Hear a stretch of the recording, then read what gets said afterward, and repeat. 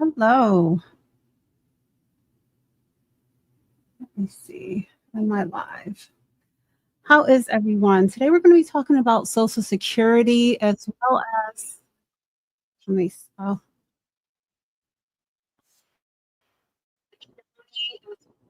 hmm.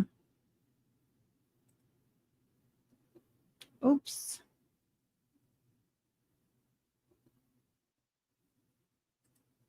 Sorry. Give me 1 second.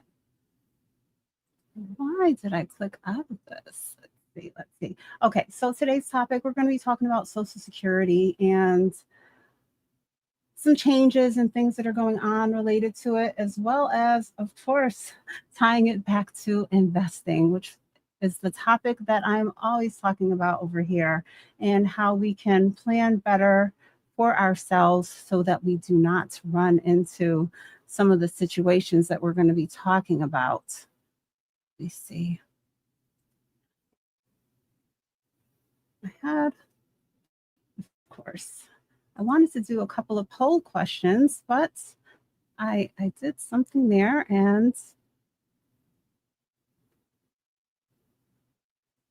of course it disappeared. But let me try to get that first one back up again and then I will get started. Sorry for the little delay.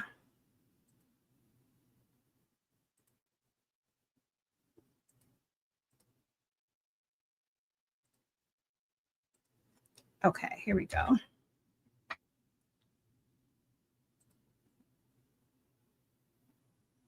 But this is something that I wanted to try to start doing more of. Okay, so let me get back to StreamYard. All right. Thank you, Tim, for tuning in. And Arthur, if you're still here, thank you for tuning in. So, Social Security in 2026, what's going to be going on? First, I saw it just in the news today on my local news, as well as some articles about the cost of living adjustment that is coming up when it's related to Social Security. So, what is Social Security for those of you that don't know? It's not just about retirees' benefits, but it's a government program that pays those retirees, but as well as disabled people and families that have lost the breadwinner of the family of the household, basically survivor benefits. So this is important to us. We might not be in this stage yet or about to start receiving it, but maybe our parents are. Maybe we just need to be aware for ourselves for the future. So I think it's something that we need to be in tune with. So 80 to 90% of retirees are dependent on it for essentials like rent and groceries. So I am a part of that sandwich generation that we talk about over here sometimes, where I have, a younger daughter that can't drive yet, is dependent on me for all of her, financial support, as well as there are family members that are now getting older that need assistance. Same kind of thing where they can no longer drive, they need assistance with certain things.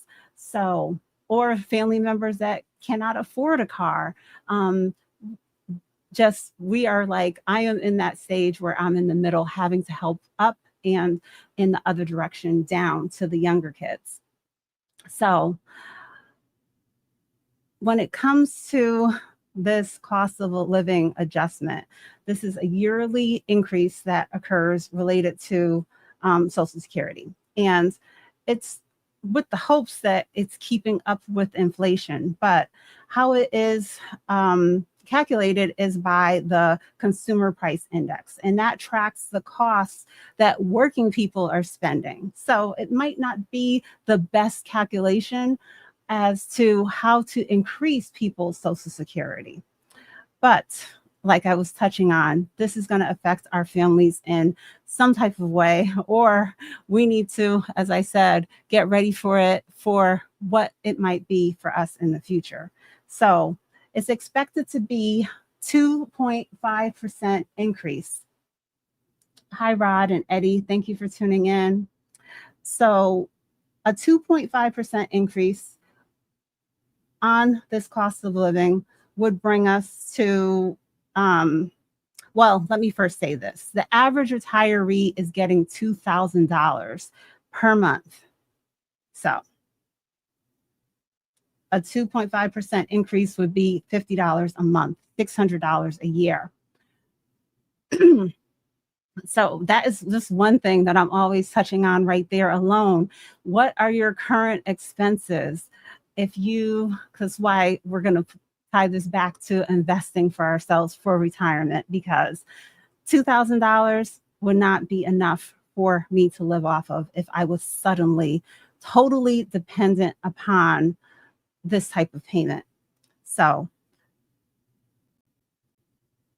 whether that is your only source, or like costs are increasing and that small increase of $50 a month, would it really help? So this is especially a real issue right now because costs have been rising so much. The possibility, or the everything that's still getting shaken out regarding those tariffs, inflation, just everything, potential for our gas for our car, electric, everything that I have been dealing with has been going up. So the long-term concern is that more than this, let me just touch on this. This is an article that I shared recently that just touched on a few points of what we might be able to expect when it comes to Social Security. And I often hear people joking and saying it's not even going to be there when I get to that age. Now, I think there will always be some type of Social Security payment because these politicians, they want us to come out and vote, and people would not stand for it if we've worked decade after decade and then we're not receiving anything. But there is a huge issue when it comes to this because these amounts are getting depleted. There's expectation that the Social Security fund will be depleted by 2033. And then when it comes to disability, they have a little bit longer, out to 2097. But we have to be aware of this because it may not look like the situation right now with the $2,000. That doesn't look so good to me where it's at currently. But for it to potentially come down by 20% in the future. And another thing that we all need to be thinking about is how they've made efforts to increase the retirement age from 65 to 67. Who knows, when it comes to our time around, it could be up to 72. Let me bring this back down. All right. So just brainstorming and just trying to make you guys make sure that we're all keeping these type of things in our minds when we're planning for the long term. Now, back to Social Security. I'm going to touch on another thing that I just saw in the mail today, but not in the mail, on the news. Let me bring that up. Okay, so you see these headlines are from like the last day or so. Social Security change coming in July. So the agency is going to be taking back 50% of overpayments. Just pull this up. So what's going on with that is that people that have overpaid, they are looking to aggressively get into place a system in order to get those overpayments back. So this applies to the same groups of people that I mentioned at the beginning, the retirees, disabled, survivor benefits, however you're getting Social Security. If you were overpaid, they are going to, make strides to get that money back. So if you have family members that potentially could be impacted by this, they have to be ready to request a waiver or file for consideration, negotiate a different repayment plan. But if you get something in the mail and this is related to something that might impact you or a family member, you have to be ready for this. So 50% deductions are going to begin automatically once this 90-day window closes related to when they're going to kick this off. And this is all in a effort to recover nearly $72 billion in overpayments issued between 2015 and 2022. So while the other, well, really, this just shows you, I think this is all related to this new administration just trying to find things and go about things in a different way. And this is something else that could potentially impact our families. And I want us to be in tune with these things because, like I said, there are some of us that are highly dependent upon these payments because we have not been investing and creating other sources in order to draw from, in order to supplement these amounts. Now, that's about all I wanted to touch on regarding unemployment. I mean, not unemployment, Social Security. Let me see if I'm able to see the poll question that I put up. Let me see. Thank you so much. We do greatly appreciate it.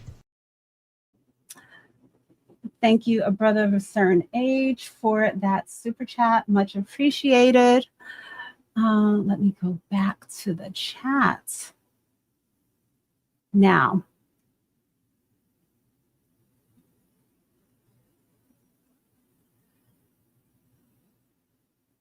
let me see. Where was I at? Let's bring this down for a little bit. Okay. So that post that I put up that I had, this is something that I had posted recently. And the message basically here is, let's be prepared. No one is coming to save us. While we're young enough, while we're still working, while we know what potentially our costs could be in the future, we need to make strides to get as much money in place to take care of our older selves so that we're not dependent on Social Security, because as we can see, it's not guaranteed. We don't know what potentially could happen with these amounts if they fluctuate, if they change. So we have to be ready. Now, let's talk about investing. How are we going about investing for retirement? Now, I put up a poll question. Am I able to see the results of the poll?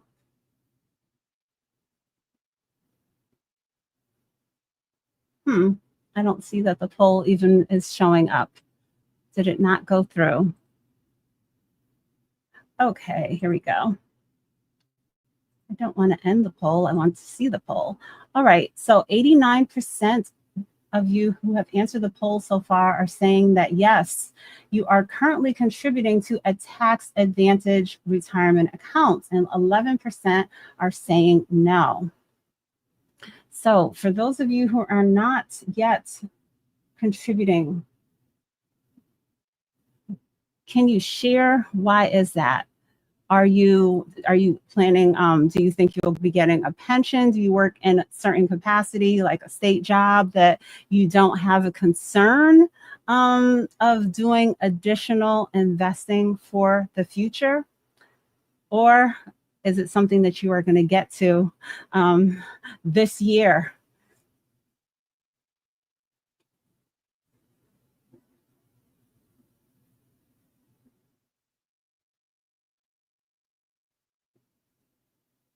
Now, let me take a look at the chat. Thank you guys, everyone who has tuned in so far. Thank you, a brother of a certain age, for that first super chat. So someone is sharing that I am disabled and people don't want to hire because of the crutches, and I'm dependent on it. So, all right, that is the situation that I'm talking about. So back before you became disabled, did you at that time contribute to investing for retirement and have a 401k through your employer?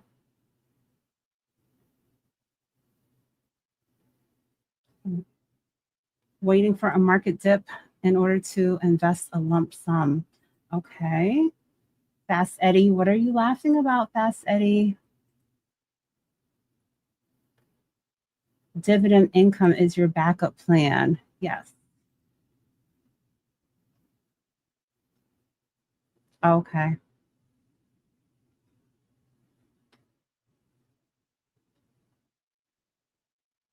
Okay. So let's get back to making a plan. If you work at a company, I'm always touching on this, but since today was about that Social Security, what it could look like in the future, all of us are different ages, but when our time comes around, I want us to be ready and make sure if you are going to be totally dependent on it, you have to create a, have your home paid off, have everything in place to be in line with potentially what you could be receiving, and be able to live off of that for the rest of your life. But it's a really hard thing. I have worked with my with Fidelity and trying to give a budget and try to figure out things as close as possible. But when you're projecting so many years into the future of what you need, I think it's better to have more than you need than to be short when it comes to something like this, of course, because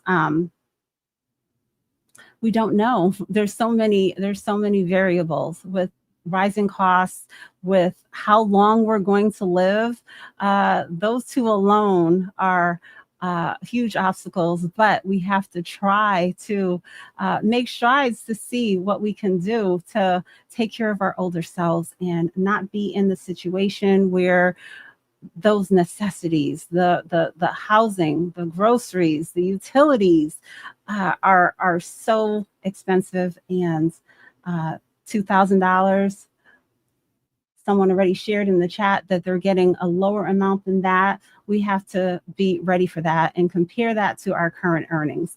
And I've done videos about this in the past, and I've seen that sometimes, and I have seen this in my own family, where you might think you have so many more years to work and your health declines and you're suddenly unable to work any longer. So we have to be ready for this, to be ready to be in that position where you're having to draw earlier from Social Security as well as tap into your investments before you really plan to. Eddie, I want to be retired today, but I am quite a few years off from the, 59 and a half or 67 that I'm trying to strive for when it comes to that true retirement.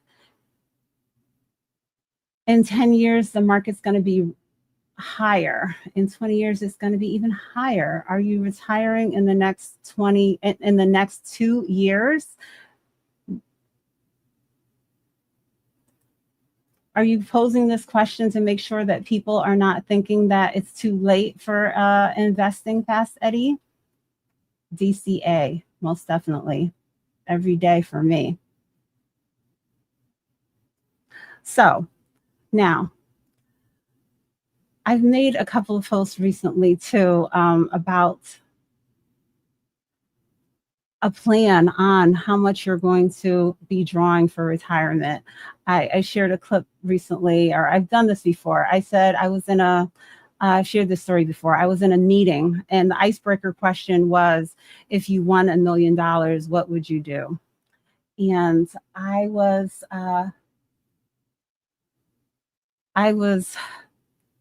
the only person who gave this weird response of, I would not spend a dime. I would get it all invested in positions and find out how much I can draw from it on a monthly basis.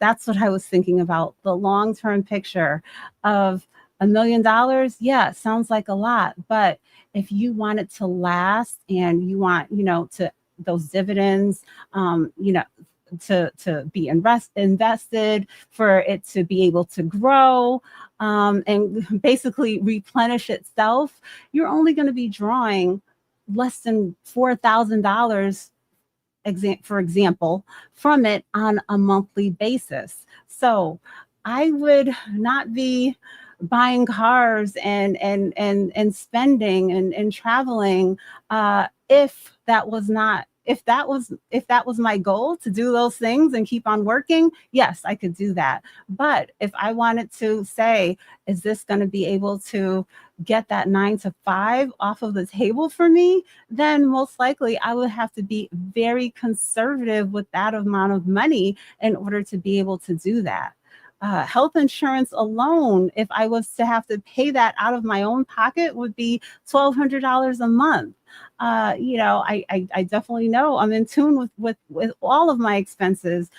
Right now, the only debt really I carry is mortgage debt. But even if that was gone, you still have insurance and taxes and maintenance. And as we get older, the mowing the lawn and shoveling snow and all of those things, if you want to remain in your house, even power washing the house, as you get older, these are going to be things that you're going to have to probably outsource or you somehow get assistance with.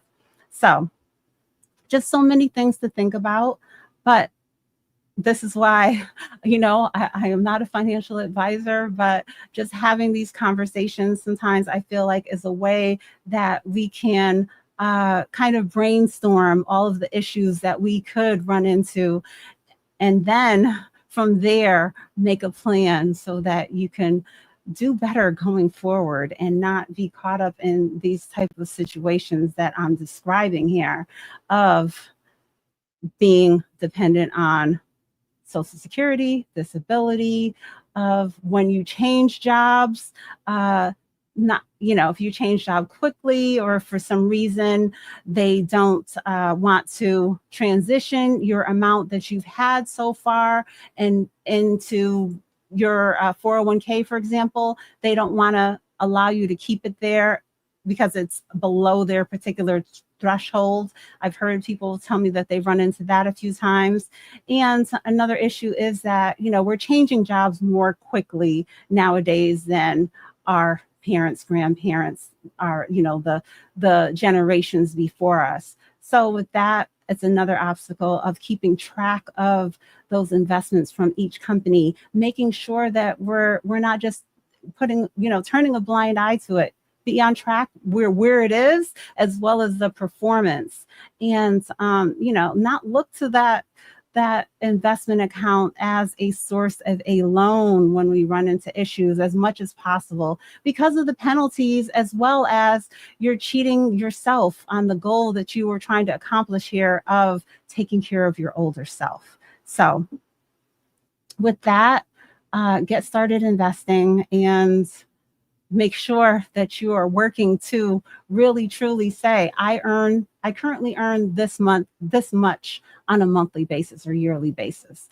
Now, you can go into the Social Security website and create a profile and try to do what you can in order to estimate what you will be receiving when your time comes around, that you are at that true retirement age.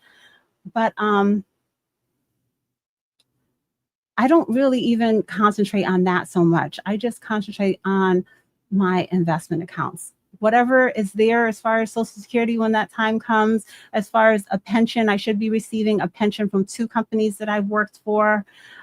That's just extra. I know for sure those other numbers, I know for sure. But when it comes to Social Security, with the things that we touched on at the beginning of the show, and they want to decrease. They want to say that they've overpaid so much money and now cut people's benefits in half. All of these things. If we are in that stage where we're receiving it and dependent on it, then we have to be ready, because these people that are currently dependent on it and now potentially if they are doing research to find out if they have been overpaid. And I don't know what was the date range that they were trying to recover. Was it in here? Let me see. So $72 billion in overpayments issued between 2015 and 2022. So you're here living your life in 2025, and they, do their research and discover that you were overpaid, and all of a sudden you could potentially have a 50% decrease to what you're currently receiving. There's no way, most people are living paycheck to paycheck. So this is a huge issue that could be impacting people. And like I said, if you happen to be, in that place where you're helping your older family members, I just want all of us to be aware of it for what we might run into in the future, but someone that we know could be running into it now, and we have to be ready to make those steps and those strides to get in touch with them. And like I said, get a waiver, make a different plan, ask for a lower repayment rate, because a lot of people, I'm sure, that miss the mail, miss the notifications, are going to be shocked when their payment is lower than what is expected. So all of these things, the way life has been going, as far as the economy, layoffs, and all. I've been laid off several times. It just makes you, going through COVID, going through just so many things in life, it's just gotten me to the place where I wanted to prioritize investing, having savings, being ready to take care of myself and not be so dependent on corporate America in order to be able to make ends meet all of the time. So, and that's what I think, that is what overall I want to give as this message related to Social Security. We've all been working all these years. We've all been paying into it. I want us to receive it, and if it's short term or long term, if we need to tap into disability, obviously if we lose our spouse, our family member, we deserve these things. We deserve these benefits. We have paid into them, but at the same time, I want us to be able to live comfortably, and it might not be enough. So we have to be ready to invest. And I'm going to talk about a few simple investments that have low costs, the type of things I'm always talking about over here, those exchange traded funds, ETFs. So I was looking at an article, and it said 5 Vanguard ETFs to buy with $1,000 and hold long term. And I want us to all have that picture of what long term is. For you have to decide what long term is. If you are 30, long term could be another 35 years. Are you thinking about your investing in that way? Investing and trading are two different things. And I do them both, but I prioritize investing. I make sure if that investing, especially for retirement, comes first above anything else, because there's only so long that you can be out here hustling, working overtime, and all of these different things. So target dated funds are what we are often put into when we are with an employer. But I'm going to touch on a few ETFs that you might have the flexibility of opting into. These are going to be Vanguard ETFs, but make sure whatever brokerage house that you are with, that you are really putting in the work in order to find the best fit, the best fees, lower fees that are not going to be eating away at our potential returns, especially as our portfolios grow to larger and larger amounts. That you might think that it's a less than 1%, a 0.9% fee, but you don't want to be losing that on. I don't want us to be losing that on $10,000, never mind $100,000, $200,000. It is significant. So you have to be in tune with it and make sure that you're doing what's right for you. Okay, so Sledge is saying that they've been trying to get rid of Social Security since the early 2000s. Well, this is the problem. They're trying to get rid of it. It's barely anything. I've jokingly said to people, we're forced to pay into it. And I know for sure if I was allowed to keep my Social Security amount that is deducted from my check and invest it myself at the end of the road when retirement did roll around, I would have so much more money than what we're talking about here of this $2,000 or less a month. But according to this current article that I was looking at, that is the average. Now, okay, a few Vanguard ETFs. VOO, the S&P 500. Now, that I think we all probably know about. And, you know, it has a historically at least 10% rate of return on a yearly basis. And of course, there are some red years in there where it was a negative return. And then there's some years where it's a 25% return. But we're not going to be getting stressed out year to year, month to month when it comes to our long-term investments. Like I said, whatever age you're at, let's think about that age through retirement. And you might want to do a mix of things. I definitely think, you know, you have to do what's right for you if you want to be more conservative.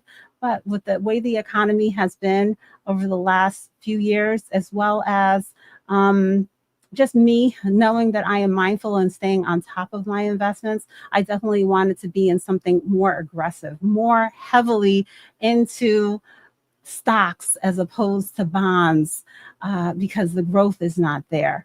And I recently, a few months ago, I said maybe in January, I went to Fidelity. I have a Fidelity office or, you know, location just one town over from me. So I'm able to get there in person when I want to, and not a paid, I wasn't paying a financial advisor, but they took an appointment. So guys, don't think that all the time that you have to pay. I found that Fidelity, whether I call or go there in person, make an appointment to go there in person, are very helpful and will take the time to not just set up an account with me, but have a more detailed conversation if I want to. But what I was going to say is that the person that I met with that works at Fidelity, he, in looking at one of my particular accounts, he said that my the growth of my portfolio was more than his because he's doing more of that textbook mix of having the bonds and more of a safer percentage of a balance, you know, cash and bonds and things like that that don't have the growth, especially over the last few years, that the stock market has had. Now, we had some rough times back in April of this year, especially with the stock market pulling back, and there will be ups and downs. But when it comes to investing, I'm not just thinking about the short term, I'm thinking about the long term. And of course, you can make adjustments, and you're supposed to, as you become older and closer to that retirement age, get your portfolio aligned to be more, you know, less aggressive in order to make sure that you are ready for when that retirement age comes. I had a neighbor share with me that their dad, he had sold his condo, and he's like, Lisa, we didn't do any investing with the sale of the condo. We just put it into the high yield savings account. And I was like, listen, I totally understand because dad is like 90 something years old. So there's not going to be, you know, making a plan for all of these different type of investments and growth. He's in that stage, you know, much later in life. So, you know, you're going to make those plans and maybe start to give some of those grandkids some inheritance or something. So I mentioned VOO, VTI is another one that I have in my portfolio, and that is a total stock market ETF. So there are anyone who's out there that is not investing yet, these are some simple low-cost investments, give you diversification. You're not having to pick how much Apple do I get, how much Microsoft, you know, you don't have to do that. This invest into a fund, and you're going to be getting a little bit of the whole pie, lots of different sectors, different companies, and of course, those low fees that are not going to be eating away at your returns, as well as many of these have a quarterly dividend that they pay. Not a significant, they're not focused on being a dividend. They're not dividend investments. They're not things that I added into my portfolio for the dividend income, but they happen to pay a dividend, and I reinvest it in order to put that right back into buying more shares.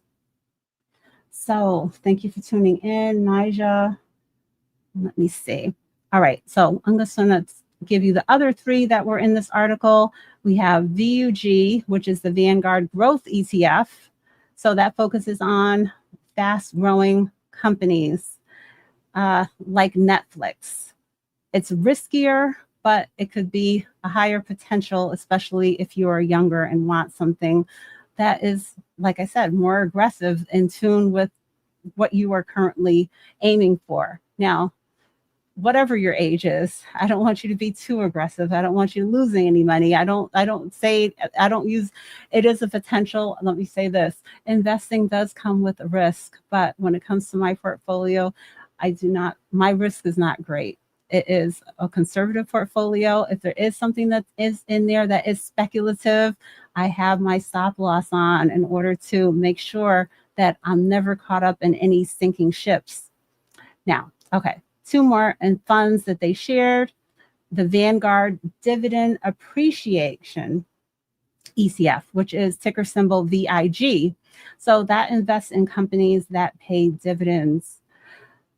And steady income, less volatile, it's good for stability. Now, and the other one can give you exposure to real estate, and that is the Vanguard Real Estate ETF, ticker symbol VNQ.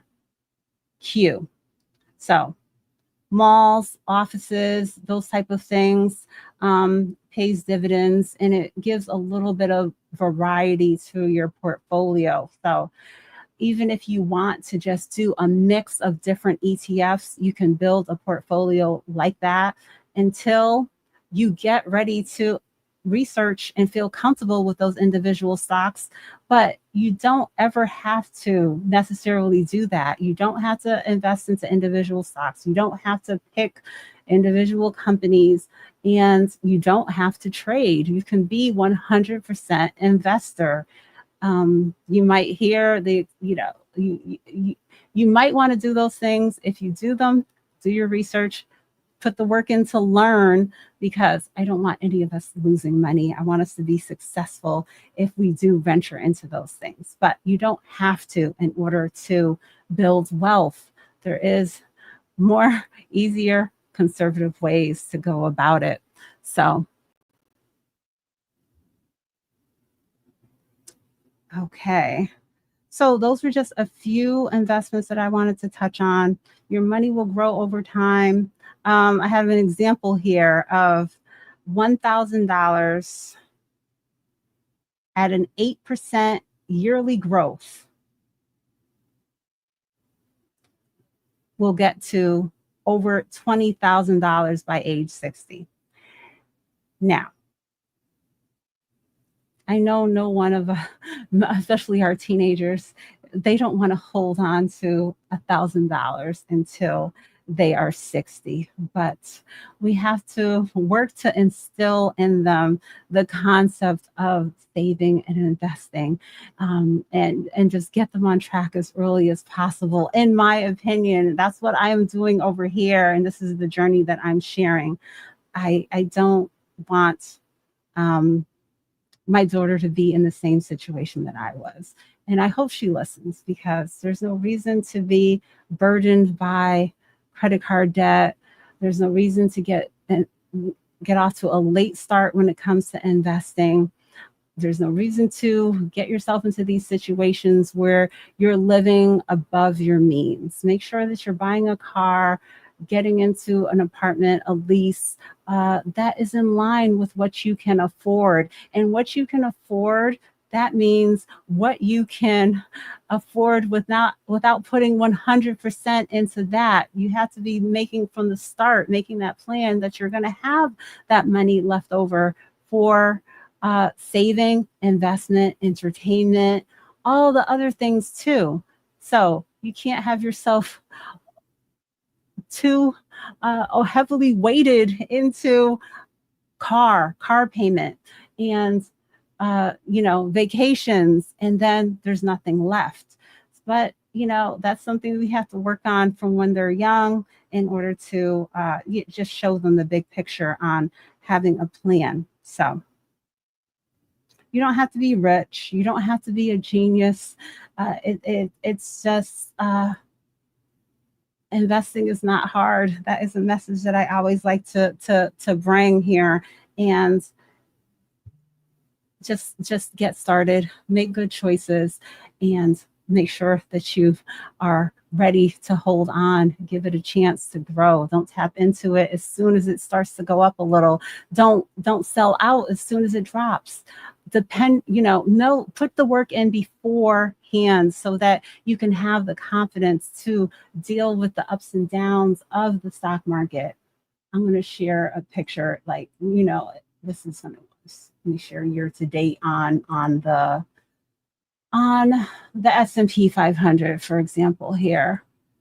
Yeah, it's hard. It's hard when our investments are beaten down like they were. This is April the 8th, all the way down here. But look where it's at now. On Friday, we hit an all-time high.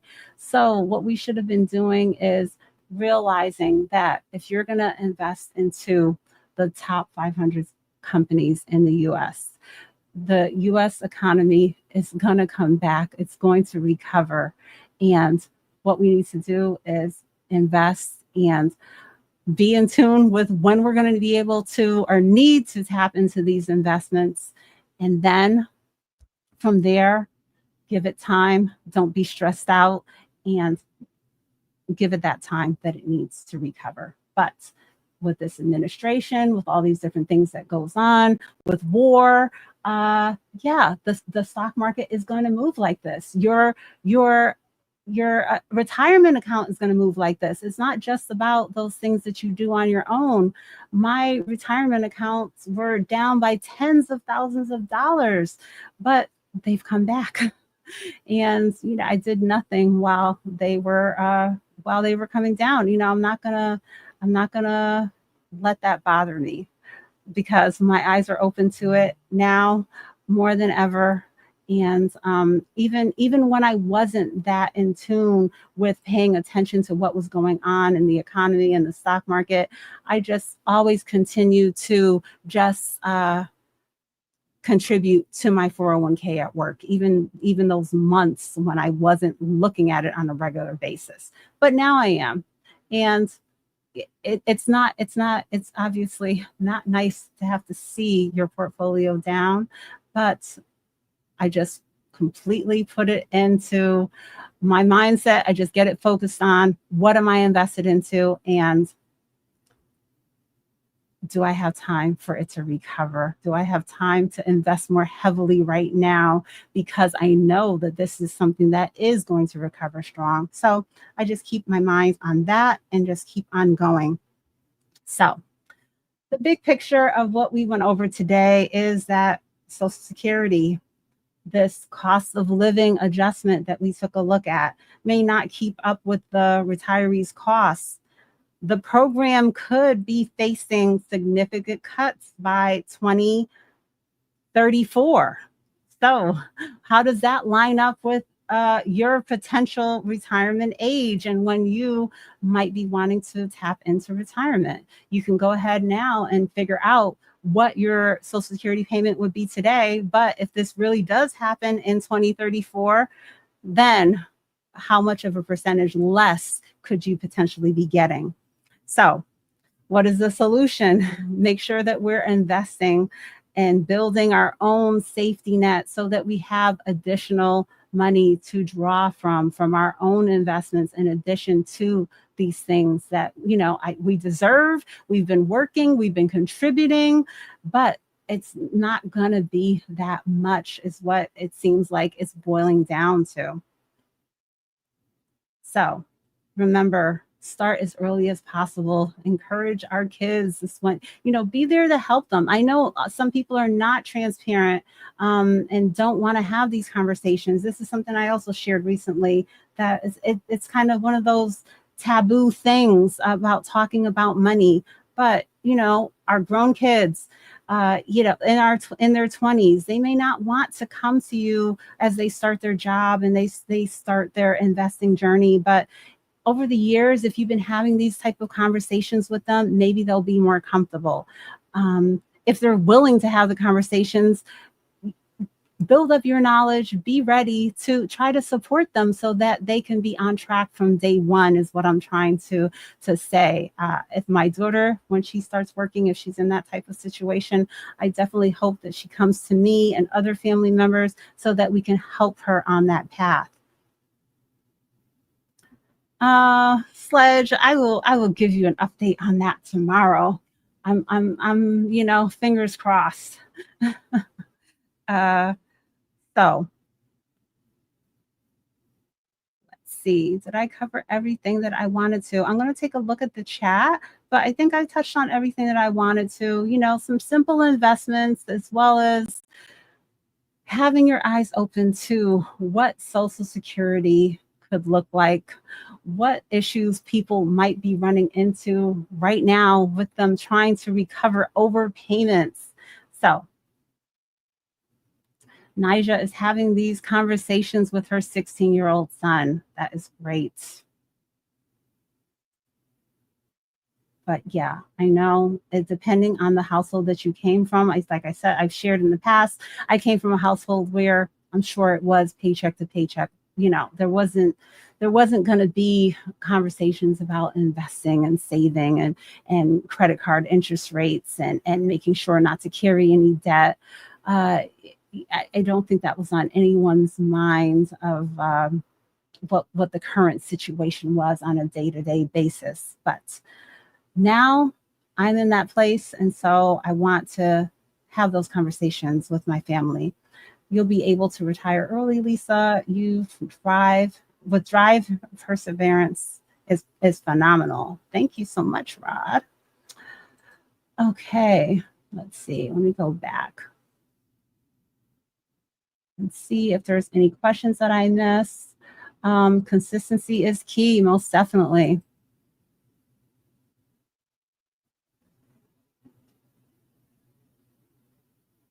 Social Security will never go away, and people vote, and politicians can only get in office with people vote yes. That's my feeling, because like I said, sometimes I have conversations with people and we jokingly say that there's not going to be any. There will always be something, but seeing $2,000 a month,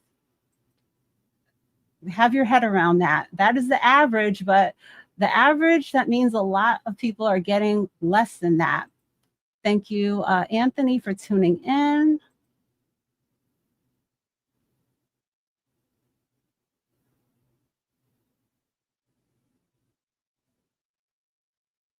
Okay, trying to scroll up a little bit. There's some Bitcoin conversation going on. MicroStrategy is planning on buying more.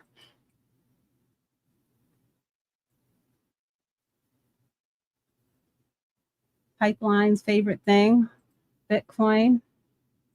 Okay, take 10K and start a small business. Oh, Tim shared that a while ago. Tim, we need more specifics on some business ideas. We go back down to the bottom of the chat.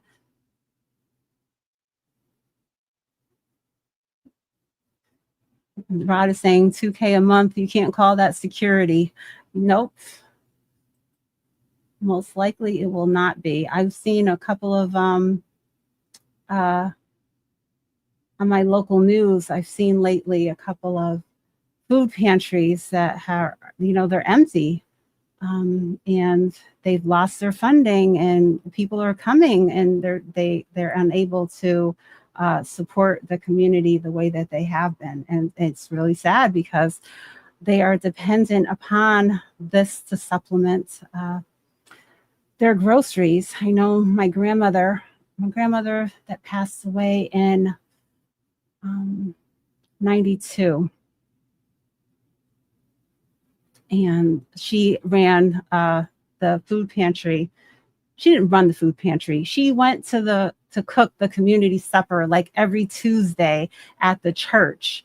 And my aunt, her oldest daughter, she wound up picking up this after, years after my grandmother passed away, trying to just keep that tradition of supporting that particular thing at the church. And I remember it was I think it was actually Christmas. It was either Christmas Eve or Christmas Day. I went, like my whole family was there, and we were supporting the food kitchen. And, even though it's only, dinner once per week, I really saw the variety of people that came, and we're tapping into that. Families, men, women, everyone, a variety of people that were just able to use that once per week in order to just to ease what they had to do in order to get that free meal. And it was a little eye-opening. And one of my cousins, while we were there, she had made a bunch of goodie bags with different items to give out. So that's been her mission for the last few years. She's been doing that. So we were able to do that in person together on this particular year. Rod is the crypto king. Rod, how much Bitcoin did you buy 30 minutes ago? How much is Bitcoin currently? I added a little bit. I'm not sure what day I posted it, when it came down below 100,000. I didn't have any money in my crypto account on that particular day, and XRP was less than $2, and Bitcoin was less than 100,000, and so I had 14 cents available in my investing account. So I said, "Oh, let me put some money." For that was on the weekend, and we knew, that was when that was everything, when everything was breaking on that Saturday with the bombing and stuff. This was last weekend. So I said, I need to make sure to cash up my accounts. So I cashed up my crypto account because we can do crypto 24/7. And then I already had my regular investment accounts with cash. So I was on the lookout to see what I potentially would be investing into on Monday, but things did not go the way that I thought. But it's always better to be ready, because, I'm here to buy those dips when I can. And things kind of, by the end of the week, we were at all-time highs when it comes to the NASDAQ and the S&P. But overall, with what was going on, I thought that there could be several weeks of a pullback. But, this war situation and everything that's going on, these tariffs too, it's not done yet. So I have my alerts on. I'm keeping in mind, keeping an eye on these different amounts so that I can be ready. When I was little, we used to go to church across the street for a free meal once per week. Yes, it really does help a lot. Yes. Facts, Nija. I'm going to miss Nija when school starts back. Nija says she doesn't have time to be here during the school year. Imagine depending on $2,000 per month 10 years from now. Yeah, but did you see what I shared, Sledge, that they're talking about a 20, let me see, what did it say? Okay, so a potential of a 21% cut to what is going to be paid out at that time. I don't know how much the cost of living increases will be, like we just did. What did we just do? 2.5%. So yeah, 2.5% up for those years, and then 21% down. It is it's not going to work out well for us. So we need to be making strides to get those investment accounts ready to support us and supplement our whatever we're going to be getting. Now, Rod, you were in the military, so you don't have some of the concerns that we have, but more overall, with medical, that mortgage and all of those different housing costs, if you don't own, even if you do, insurance, the taxes, we just never know how much these things can fluctuate as time goes on.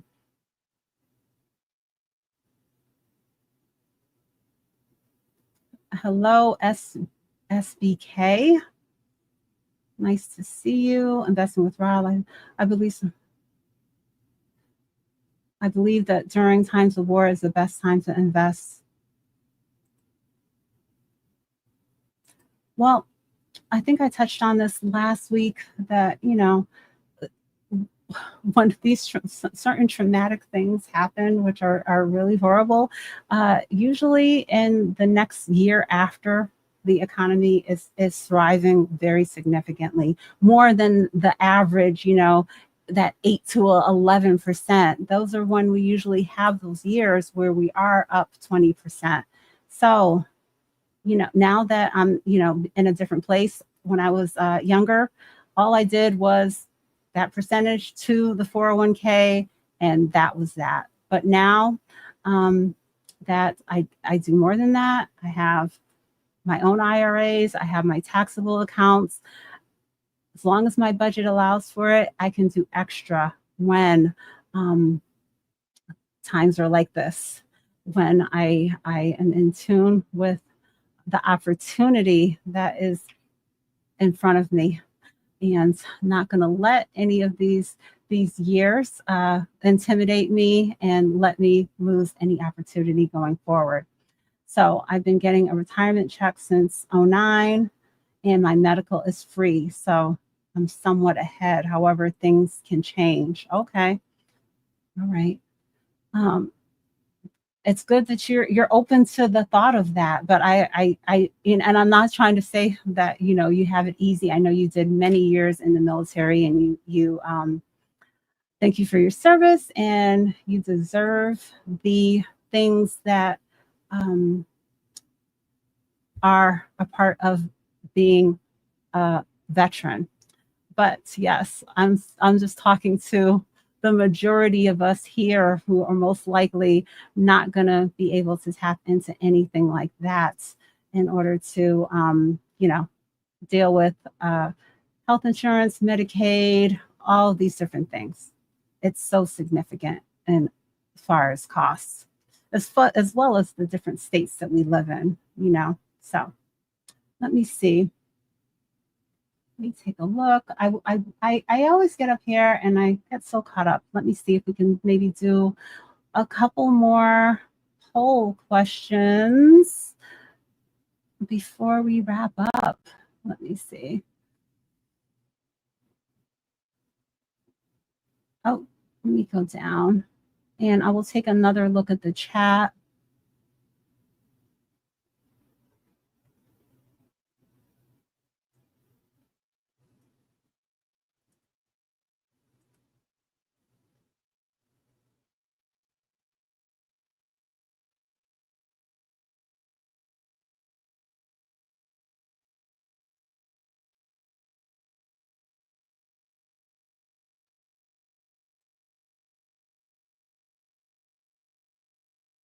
Yeah, I don't do this too often. I don't. I'm trying to get more into practice and do some new things. So, guys, have patience for 2 seconds for me.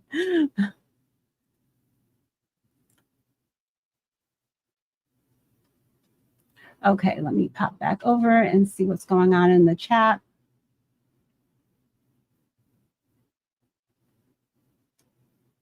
All right, nothing new.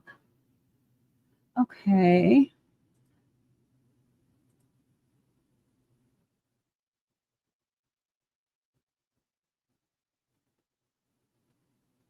Okay, so guys, I am through my topic of the day. If you have any questions, no matter what the topic, and throw it in, I will take a look, and I will be back next Sunday, 3 p.m. Eastern Standard Time. If there's anyone in KG's Discord, I will be live tomorrow night, and I will be doing a members only live because we are at this mid-year point, and I want to make sure that anything that we need to get on track, that we do it and we make the most of the rest of 2025. So I hope to use Social Security as a bonus on top of my 401k and Roth. Yes, that's basically how I'm looking at it too. I don't put too much effort into knowing or trying to figure out how much is it going to be, because there's so many variables like we looked at today, and who knows what the administration could look like. We never know, especially so far into the future, depending on your age. So it is what it is. There will be something. I believe there will be something, because there will be, an uproar of the people if there is nothing after we've worked to and had this taken out of our check for all of these years. But a bonus, a little extra something, whatever it is, but prioritizing what you know that you have built in order to take care of your expenses, and getting those expenses down as much as possible as you are getting older.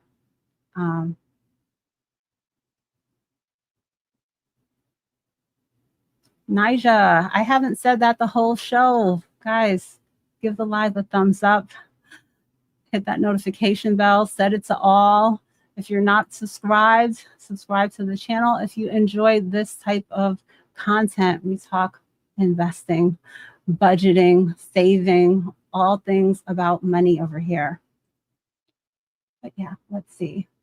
All right, I see I have 44 thumbs up for the day. So that was my station break. Also, make sure if you are interested in opening a new account, use my referral links. If you are interested in joining Keenan Grace's Discord, I also have an affiliate link for that now. So check those out. They are always in my description and usually pinned in my comments. And so that is a way you can support the channel, as well as becoming a channel member.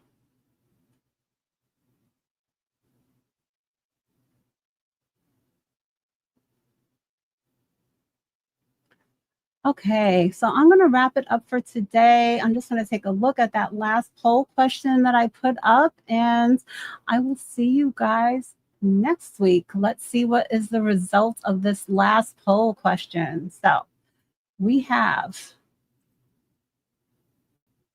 45% saying yes, they are counting on Social Security, and 55% saying no. So pretty even. I think we all must have the same kind of mindset of it is what it is. It's going to be something a little extra, but we're more so going to be prioritizing doing the things that are more impactful, that we can be in tune with today, like building up that investment account, paying off our mortgage, making things simpler for when that time comes around, when we're unable to work anymore, unable or don't want to work anymore.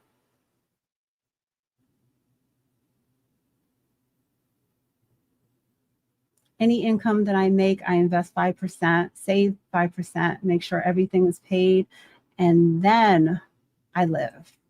Okay, Sledge. That is the way to go about it. Oh, I need to update Nightbot. It says I'm on the road to 6,000 subscribers. I guess it's time to update that to 7,000. Let's see. Where am I at right now? I am at 6,203. So I'm definitely, I have that buffer above the 6,000. You, Nigel, you answered the poll incorrectly. Thank you, Makeup Mom and Son, for tuning in today and chatting. All right, well, it's almost the end of the month. I think I'm gonna gift memberships since we are about to get into a new month. Let me do that. Guys, thanks for hanging out with me. I know it's I'm kind of been here and there at the end with this poll. And now let me see. Guys, do you have on in your settings that you, on the end of the poll, that you can accept gifted memberships?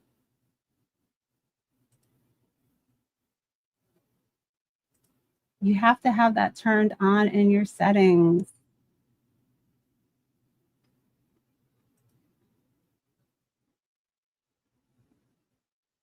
All right, let's take a look and see who received them.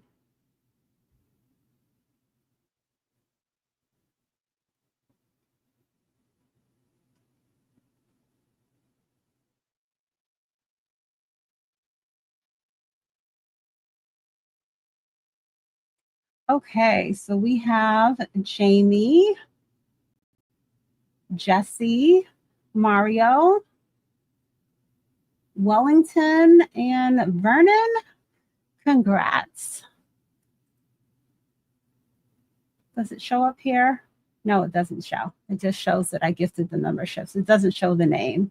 StreamYard needs to step up a few things to make life easier. Nija's laughing at me. What did I say, Nija? Nija, did you ever turn on those gifted memberships? I think I sent you the directions on how to do it one day.